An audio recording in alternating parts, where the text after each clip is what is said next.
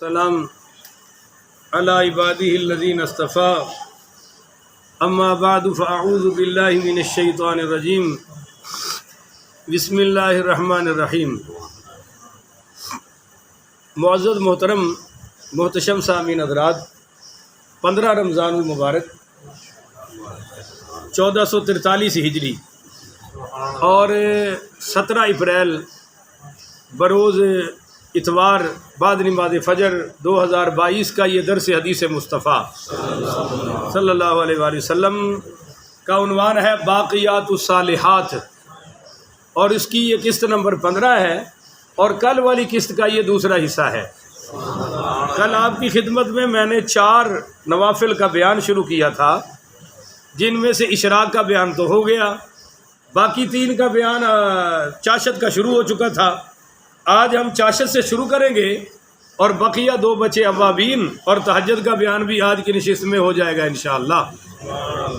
تو آپ دعا فرمائیں کہ رب کریم مجھے شرح صدر کے ساتھ حق سچ بیان کرنے کی توفیق عطا فرمائے، اور ہم سب کو عمل والی باتوں پہ عمل کی توفیق عطا فرمائے۔ سب سے پہلے جو حدیث آج کی نشست میں سنانے لگا ہوں، بڑی توجہ، آپ کی دل کی توجہ بھی اور دماغی توجہ بھی چاہیے، کیونکہ حدیث ہی اتنی کمال کی ہے کہ آپ انشاءاللہ ساری زندگی فقیر کو دعائیں دیں گے۔ حضرت انس بن مالک رضی اللہ ہو، اب یہ آپ کو پتہ ہے کہ یہ سرکار کے خادم ہیں، یہ نبی کریم صلی اللہ علیہ وسلم کی بارگاہ میں کہتے ہیں کہ میں سرکار کے پاس کھڑا تھا، آپ کے سر مبارک کے قریب، اور آپ کے ہاتھوں پر وضو کے لیے پانی ڈال رہا تھا، آپ کے ہاتھ مبارکوں پر پانی ڈال رہا تھا دستہائے مبارک پر، تو آپ صلی اللہ علیہ وسلم نے یوں سر اٹھایا اور مجھے دیکھ کر فرمایا الا اعلمک ثلاث خصال تنتفع بها، کیا میں تمہیں 3 خصلتیں 3 اعمال ایسے نہ بتاؤں جن سے تم خوب نفع حاصل کر سکو؟ تو حضرت انس رضی اللہ تعالیٰ عنہ نے پتہ کیا جواب دیا؟ بلا بی و امی یا رسول اللہ، کیوں نہیں، ضرور یا رسول اللہ، میرے ماں باپ آپ پر قربان ہو، ضرور بتائیے۔ تو پھر آپ نے 3 عمل بتائے، پکا ارادہ کر لیں کہ ہم ساری عمر یہ عمل کریں گے انشاءاللہ۔ نمبر 1، آپ نے فرمایا من لقیت من امتی فسلم علیہ یطل عمرک، جو بھی مسلمان امتی میرا تجھے ملے تو اس کو سلام کر، اس کی برکت سے اللہ تجھے لمبی عمر عطا فرمائے گا۔ میں حیران ہوتا ہوں، لوگوں کے دلوں میں کیا تکبر ہے، بھائی پہلے کو سلام کرنے کی کوشش نہیں کرتا، میں آ رہا ہوں تو میری کوشش ہے وہ مجھے سلام کرے، اور اس کی کوشش ہے کہ یہ مجھے سلام کرے، لہذا پاس سے گزر جاتے ہیں اور دونوں سلام ہیں۔ تو آپ آج کا یہ پہلا تحفہ قبول فرمائیں اور ارادہ کریں کہ ہم سب کو سلام کریں گے انشاءاللہ، اور اس سے پھر اللہ عمر میں برکت عطا فرمائے گا۔ دوسری، وَإِذَا دَخَلْتَ بَيْتَكَ فَسَلِّمْ، جب تم اپنے گھر میں داخل ہو تو بھی سلام کرو۔ اگو بیوی بیٹھی ہوئے پھر تو نہیں نہ کرنا چاہیے، اور نہیں بولتے ہو اوہ اسی طرح مرید ہو گئے ہیں، ہماری مردانگی میں فرق نہیں آ جائے گا؟ ہوگا اللہ کے بندوں کر دو، کیونکہ وہ بیوی بعد میں ہے، مسلمان پہلے ہے، ایسے مسلم ہی کر دو۔ تو فرمایا جب تم اپنے گھر میں داخل ہو فسلم، سلام کر، علیہم یکثر خیر بیتک، اس کی وجہ سے کثرت سے اللہ خیر تمہارے گھر میں نازل فرمائے گا۔ اس خیر میں شفا بھی ہے، رزق بھی ہے، سب کچھ ہے، کثرت سے اللہ خیر نازل فرمائے گا۔ اب چونکہ میں نے اور بہت حدیثیں بیان کرنی ہے، وگرنہ میں آپ کو خیر ساری کھول کے بتاتا، پر ٹائم نہیں ہے۔ نمبر 3، آپ نے فرمایا وصلی صلاۃ الضحیٰ فإنہا صلاۃ الابرار، اور تو چاشت کی نماز پڑھا کر، کیونکہ یہ جو چاشت کی نماز ہے نا، یہ اولیاء کی نماز ہے، صلاۃ الابرار، یہ نیک لوگوں کی نماز ہے۔ اچھا جی، اگلی حدیث ہے یہ میں آگے بتاتا ہوں، آپ بس تھوڑا سا انتظار کریں، ابھی حدیثیں ساری آ رہی ہیں۔ اچھا سوال ہے شاہ صاحب۔ حضرت انس بڑی رضی اللہ تعالیٰ عنہ بیان کرتے ہیں کہ سرکار دو عالم صلی اللہ علیہ وآلہ وسلم نے فرمایا من صلی الضحیٰ سنتی عشرۃ رکعۃ بنى اللہ لہ قصرا من ذہب فی الجنۃ، جس نے 12 رکعات چاشت پڑھی اس کے لیے اللہ جنت میں سونے کا محل بنا دیں گے۔ یہ سونے کا محل مل رہا ہے، یہ حدیث ترمذی شریف میں ہے، کوئی عام حدیث نہیں ہے۔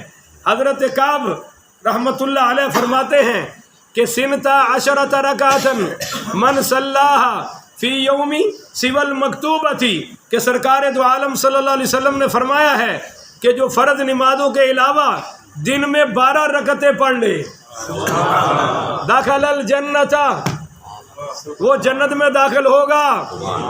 او بنی لہ بیت فی الجنہ، یا اللہ تعالی اس کے لیے جنت میں محل بنا دیں گے۔ رکعتان قبل الغداۃ، اب یہ 12 میں پوری کرنے لگا ہوں، 2 رکعتیں فجر کی نماز سے، بولو بھائی پہلے کتنی ہوگی جی؟ 2۔ ورکعتان من الضحیٰ، اور 2 رکعتیں چاشت کی۔ میں نے کل بھی بتایا تھا چاشت کی 2 بھی ہیں، 4 بھی ہیں، اور 12 بھی ہیں، 8 بھی ہیں، آگے ساری حدیث آ رہی ہے۔ اچھا یہ کتنی ہو گئی بھائی؟ 2 کون سی؟ فجر سے، اور 2 چاشت کی، ٹھیک ہے جی۔ وَأَرْبَعَ رَكَعَاتٍ قَبْلَ الظُّهْرِ، اور 4 ظہر سے، وَرَكَعَتَانِ بَعْدَهَا، اور 2 رکعتیں کتنی ہو گئی؟ 12 کر بھی چھڑیاں جے، یہ 10 ہوئی ہیں۔ وَرَكَعَتَانِ بَعْدَ الْمَغْرِبِ، اور 2 رکعتیں مغرب کے بعد کی ہے۔ یہ حدیث میں پوری ہو گئی۔ اچھا اگلی حدیث پاک سنیں۔ حضرت سیدنا ابو ہریرہ رضی اللہ تعالیٰ عنہ فرماتے ہیں کہ سرکار دو عالم صلی اللہ علیہ وسلم نے فرمایا من حافظ علی شفاعۃ الضحیٰ غفر له ذنوبہ وان کانت مثل زبد البحر، جس نے چاشت کی 2 رکعت کی حفاظت کی اللہ اس کے تمام گناہ معاف کر دے گا، اگرچہ اس کے گناہ سمندر کی جھاگ کے برابر ہی کیوں نہ ہوں۔ یہ ترمذی شریف حدیث نمبر 476 میں نے بیان کی ہے۔ اچھا جی اگلی حدیث سنیں، اس میں سارے مسئلے حل ہو گیا، کہہ دو ذرا سبحان اللہ۔ من صلی الضحیٰ سجدتین لم یکتب من الغافلین، ومن صلی 4 کتب له من القانتین، ومن صلی 6 کفی ذلک اليوم، ومن صلی 8 کتب اللہ من العابدین، ومن صلی 12 رکعۃ بنى اللہ لہ بیتا فی الجنہ۔ ترجمہ سنیں، جس نے چاشت کی 2 رکعت پڑھی، بولو جی کتنی؟ وہ غافل ہونے والوں میں سے نہیں لکھا جائے گا، اور جس نے 4 رکعت پڑھی وہ قانتین یعنی لمبے قیام کرنے والوں میں لکھا جائے گا۔ جس نے 6 رکعت پڑھی اس کے لیے اس دن کے سارے کام اللہ آسان فرما دے گا۔ جس نے 8 رکعت پڑھی اللہ تعالیٰ اسے عبادت گزاروں میں لکھ دیتا ہے، اور جس نے 12 رکعت پڑھی اس کے لیے اللہ جنت میں محل بنا دیتا ہے۔ تو جی 2 سے لے کر 12 تک کا مسئلہ حل ہو گیا۔ اللہ تعالیٰ سمجھنے کی توفیق عطا فرمائے۔ وَإِن صَلَّيْتَهَا 10 لَمْ يَكْتُبْ لَكَ ذَلِكَ الْيَوْمِ ذَنْبٌ، فرمایا کہ جس نے 10 رکعات چاشت کی نماز پڑھی اس کے لیے اس دن گناہ لکھا ہی نہیں جائے گا۔ تو یہ 2 نفلوں کا بیان ہو گیا، اوابی اشراق کا بھی ہو گیا، اور بولیے چاشت کا بھی، اور تیسرے نفل کیا ہے؟ اوابین۔ یہ کب پڑھے جاتے ہیں؟ نماز مغرب کے۔ تو حضرت ابو ہریرہ کہتے ہیں کہ سرکار دو عالم صلی اللہ علیہ وآلہ وسلم نے فرمایا کہ من صلی بعد المغرب 6 رکعات لم يتکلم فیما بینہن بسوء ادلنا لہو بعبادتی 12 سنۃ، جس نے مغرب کی بعد نماز مغرب کے بعد 6 رکعت اس طرح ادا کی کہ درمیان میں کوئی بری بات نہ کی ہو تو اس کا ثواب 12 سال کی عبادت کے برابر لکھا جاتا ہے۔ کہو ذرا سبحان اللہ۔ اچھا جی 10 یا 20 رکعت کا بھی ذکر آ رہا ہے، وہ حدیث سنیں۔ اما جی عائشہ صدیقہ رضی اللہ تعالیٰ عنہ بیان فرماتی ہے کہ من صلی بین المغرب والعشاء 20 رکعتا بن اللہ لہ بیتا فی الجنہ، جس نے مغرب اور عشاء کے درمیان 20 رکعت پڑھی اللہ تعالیٰ اس کے لیے جنت میں ایک گھر بنا دیتے ہیں۔ یہ حدیث ہے ابن ماجہ 1373 نمبر پڑھی ہے میں نے۔ حضرت عبد الکریم ابن الحارث رحمۃ اللہ علیہ مرسلن مروی ہے کہ سرکار نے فرمایا من رکع 10 رکعات فیما بین المغرب والعشاء بنی لہ قصر فی الجنۃ، کہ جس نے مغرب اور عشاء کے درمیان 10 رکعت پڑھ لی اس کے لیے اللہ جنت میں محل بنا دے گا۔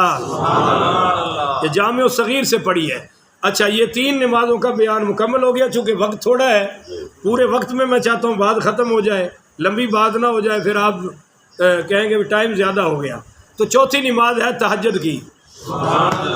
یہ تو سرکار پر فرض تھی اور سرکار پڑھتے رہے ہیں، اور آپ نے پھر یہ امت کو بھی عطا فرمائی ہے۔ بڑے فضائل ہیں تہجد کے، لہذا میں حدیثیں پڑھتا ہوں بغیر عربی کے تاکہ حدیثیں پوری ہو جائیں اور ٹائم تھوڑا لگے۔ پہلی حدیث مسلم شریف سے پڑھ رہا ہوں کہ یہ نبی کریم کی سنت ہے۔ دوسری حدیث ترمذی شریف 3549 کہ اللہ کے نیک اور صالح بندوں کا طریقہ ہے۔ اور تیسری حدیث پڑھ رہا ہوں جی ترمذی شریف سے، یہ حدیث نمبر 3549 ہے۔ پہلی بھی حدیث 3549 تھی، یہ تیسری ہے۔ سرکار دو عالم نے صلی اللہ علیہ وسلم نے فرمایا کہ تہجد اللہ کے قرب کا ذریعہ ہے۔ چوتھی حدیث بھی ترمذی ہے، گناہوں کے لیے کفارہ ہے۔ اور 5ویں حدیث بھی ترمذی شریف میں ہے کہ سرکار دو عالم صلی اللہ علیہ وسلم نے فرمایا یہ اللہ کے قرب، یہ گناہوں سے روکنے والی نماز ہے۔ اور 6ٹھی حدیث بھی ترمذی شریف میں سے ہے کہ فرمایا یہ اللہ تعالیٰ کے قرب کا ذریعہ ہے۔ اور حدیث نمبر 7 بھی ترمذی شریف میں ہے کہ نبی کریم صلی اللہ علیہ وسلم نے فرمایا جو نماز تہجد ادا کرتا ہے وہ اللہ کے سب سے زیادہ قریب ہوتا ہے۔ حدیث نمبر 8 مشکات المصابی حدیث نمبر 1228 سرکار دو عالم صلی اللہ علیہ وسلم نے فرمایا کہ تہجد پڑھنے والوں پر اللہ خوش ہوتا ہے۔ حدیث نمبر 9 طبرانی کبیر میں آ رہی ہے کہ نبی کریم کی محبوب اور پسندیدہ نماز ہے۔ اور حدیث نمبر 10 پھر ترمذی شریف سے کہ تہجد میں بندے کی دعا بہت زیادہ قبول ہوتی ہے۔ اور حدیث نمبر 12 سرکار دو عالم صلی اللہ علیہ وآلہ وسلم نے فرمایا تہجد پڑھنے والے سب سے زیادہ عزت والے لوگ ہوتے ہیں۔ اور حدیث نمبر 13 سرکار دو عالم صلی اللہ علیہ وسلم نے فرمایا تہجد گزار سب سے زیادہ بہترین لوگ ہیں۔ اور حدیث نمبر 14 فرمایا جنت میں سلامتی کے ساتھ اللہ ان کو داخل کرے گا جو تہجد کی نماز ادا کرتے رہیں گے۔ حدیث نمبر 15 سرکار دو عالم صلی اللہ علیہ وسلم نے فرمایا تہجد گزار کے چہرہ اور اللہ حسین کر دیتا ہے اور تہجد کا نور ان کے چہروں پر ڈال دیتا ہے۔ اور حدیث نمبر 16 سرکار دو عالم صلی اللہ علیہ وسلم نے فرمایا تہجد کی 2 رکعت کائنات کی ہر چیز سے بہتر ہے۔ حدیث نمبر 17 سرکار دو عالم صلی اللہ علیہ وآلہ وسلم نے فرمایا خیر و بھلائی اور جنت کا دروازہ اللہ نے تہجد کو بنایا ہے۔ اور حدیث نمبر 18 فرمایا کہ تہجد پڑھنے والے جنت میں بلا حساب داخل کیے جائیں گے۔ ذرا اچھی تو سبحان اللہ ہو جائے۔ یہ بڑے قیمتی موتی پیش کر رہے ہیں جناب۔ حدیث نمبر 19 کہ سرکار دو عالم صلی اللہ علیہ وسلم نے فرمایا تہجد پڑھنے والوں کا میدان حشر میں اللہ خصوصی اعزاز اور اکرام فرمائے گا۔ حدیث نمبر 20 سرکار دو عالم صلی اللہ علیہ وسلم نے فرمایا کہ تہجد پڑھنے والے کثرت سے اللہ کا ذکر کرنے والے ہیں۔ حدیث نمبر 21 سرکار دو عالم صلی اللہ علیہ وآلہ وسلم نے فرمایا کہ تہجد پڑھنے والوں کے لیے اللہ کے نبی یعنی میں خود رحمت کی دعا کرتا ہوں۔ حدیث نمبر 22 سرکار دو عالم صلی اللہ علیہ وسلم نے فرمایا تہجد کی نماز میں اللہ کے فرشتے حاضر ہوتے ہیں۔ یہ تو سورۃ القدر میں بھی فرشتوں کے نزول کا ذکر ہے جی۔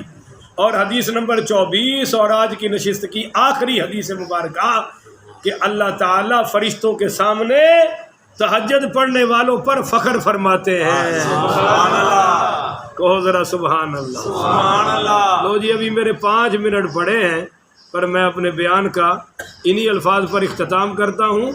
کل میں ایک باقیات الصالحات کا عنوان سے بیان کروں گا ہر مہینے میں 3 روزے رکھنے کی فضیلت کیا ہے. یہ بڑی علمی بحث ہوگی اور میرے اور آپ کے لیے بڑی مفید ہوگی اور قابل عمل ہوگی. اللہ عمل کی توفیق عطا فرمائے. کل تک زندہ رہا تو بیان کروں گا. آخر ودعوانا ان الحمدللہ رب العالمین.